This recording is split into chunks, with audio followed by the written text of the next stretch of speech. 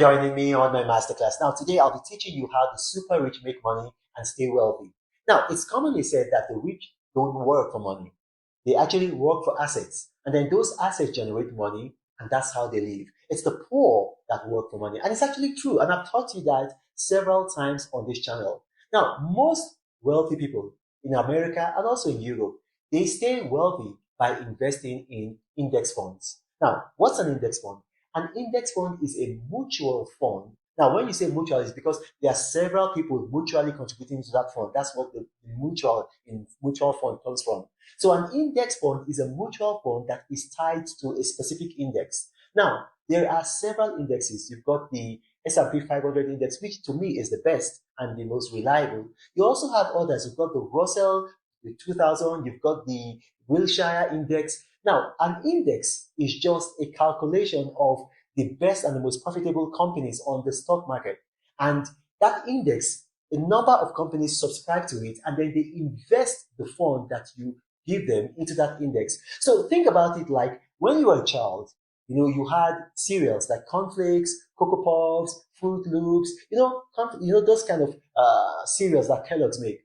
And then, Kellogg's, they now make a variety pack of small miniature versions of each of their major cereals. And then you can buy that, variety pack, and then you have all of them, all of the best cereals. Now, that's what an index fund is. Or it's like you go to Europe, you're traveling in an airport, and then you see a lot of chocolates. Because, Europeans like chocolates. So you see Cadbury, you see Ferrero Rocher, you see Nestle, you see the very best Lindt chocolate. But then it's expensive to just buy, each and every one of those chocolates. But then they also have like miniature bags where they put tiny Lindt, tiny Cadbury, tiny Ferrero Rocher, tiny Nestle, and then you can actually buy that. So that's what an index fund is. It's like you're buying a tiny fraction of the entire stock market, the most profitable stocks, the most powerful stocks. That's what an index fund is. So now you have this mutual funds company. They subscribe to an index, maybe the S&P 500. So basically what the S&P 500 is like the 500 largest companies being traded in the US stock exchange by market capitalization. And so every day they have a list of them. If any company falls out of the 500 largest companies by market capitalization, they kick it out of that index. So they have a list of mutual fund companies that subscribe to them. So every day they give them that information that these are the 500 largest companies in America by market capitalization on the stock market. Now, those companies, once a day, they have an algorithm that just invests that mutual fund, the money that you pay them, that a lot of people pay them, all these rich people pay them, they invest that money daily into that 500 largest market capitalization that the S&P 500 gives them. Or if it's the Russell 2000, or if it's the Wilshire Index, whatever index that they subscribe to, they just invest in that. Now, it is almost impossible to lose money from an index fund. Now, I would actually say impossible, but never say never.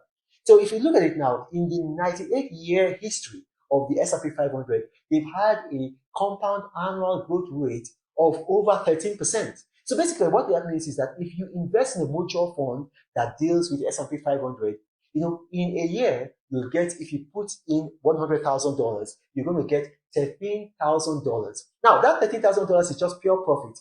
Your $100,000 is still there. So now, you can invest in crypto and you can make that kind of money on a daily basis. But the thing is that crypto is very risky. You can lose all your capital. But with an index fund, is that it is so safe and so secure, and you hardly ever lose money. In fact, I don't even think it's possible to lose money, but I know that during the Second World War, people lost money in their index funds because generally war, it's just a state of uncertainty. But other than that, even during the COVID-19 pandemic, the lockdown and all of that, people were still making money with index funds. So that is the most secure way. So if you have like, a reasonable amount of money, maybe like $500 to $100,000, I would encourage you, just put your money in an index fund and then have some other small money that you just invest in riskier ventures like crypto, like maybe other things, like the ETFs, like, basically things that come with more risk. But if you want stable, guaranteed money, I would recommend that you invest in the index funds. Now, I'm going to tell you something. There are a variety of index funds. So it's not just that there's just one company. There are a variety of index funds. My favorite is going to be the VFIX. So that's going to be the Vanguard Index Fund. Now, the downside with that is that that index fund is a bit pricey, meaning that you need a minimum. It used to be 3,000 minimum investment, but then I think about a year or two ago, they increased it to $10,000 minimum investment. So you need a minimum investment of $10,000. But then that is the downside. But then the pro of that is that their expense ratio, meaning that the amount of money that they're going to charge you, is very low. It's 0.4%, 0.4%. So that basically means that for every $1,000 that you invest with them, they're going to charge you $4. So if you invest $10,000, they're going to charge you $40. If you invest $100,000, they're going to charge you $400. So it's really little. You've got other index funds. So you've got the Invesco, you've got also the NASDAQ Composite. Now those, they don't have any minimum investment. So you can actually go there with $5. You can go there with $500. But the thing is that their expense ratio is actually higher. So for instance, their expense ratio is about 0.15% actually. So basically what it means is that for every $1,000 that you're investing with them, they're going to charge you $15, which, on the grand scale of things is not very much, compared with the amount of money that you're going to be making. So whatever way you choose to go, if you want to go with VFIX, or if you want to go with Invesco, you want to go with the NASDAQ Composite, or you want to go with any other, body of index funds, it's best and better to do that than to go with all your money and invest in crypto, in NFTs, in an ETF, or put them in a safety deposit or a certificate of deposit, or what they call a fixed deposit in some countries. I'm telling you, an index fund is just the way to go. Now, here is another thing I need to tell you about index funds. A lot of people think that you need to be a US citizen or a US permanent resident to invest in index funds. No. There are no citizenship or residential requirements to invest in the US stock market.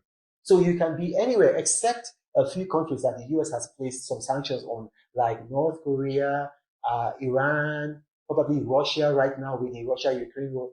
But even if you are in Timbuktu, you are in, the middle of the Sahara Desert, you can actually invest in an index fund in the United States, because US index funds tend to be the most profitable. Although you can also invest in index funds from Canada, from continental Europe, I would recommend that you invest in index fund in the United States. Now, if you've watched this and you have questions arising from this, maybe I've talked too fast, or maybe my accent is funny, or maybe, it was just something else, put your questions in the comment section of this video. My staff are going to bring them to me, and I'll do my best to respond to each and every category.